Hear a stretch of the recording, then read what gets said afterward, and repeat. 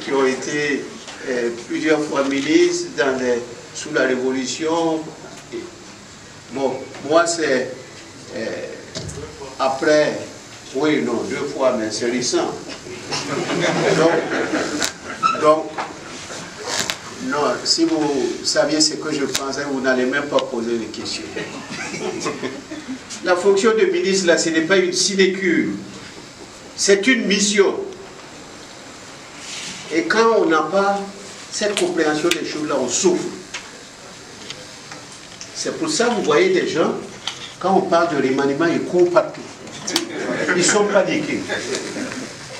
Mais on n'est pas, on ne sort pas du ventre de sa maman avec sur le front écrit ministre, ou député, ou maire.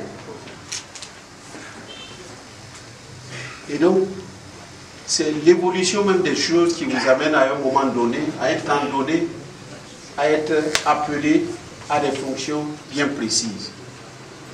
Il y a combien de ministres? Ils sont nombreux qu'on rencontre là, dans nos rues, partout.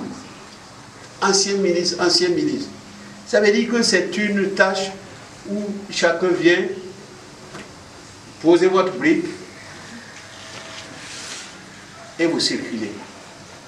Ce qui compte là, c'est ceux qui auront bien posé leur brique. Je pense que le président n'hésiterait pas à me mettre là où... et vous ne savez pas ce que je dois.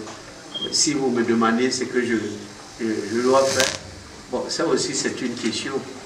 Mais dire que c'est garage là, vous me voyez dans un garage, ça ne me ressemble pas. Peut-être certains d'entre vous qui êtes fatigués et qui montraient à... Non, non, non.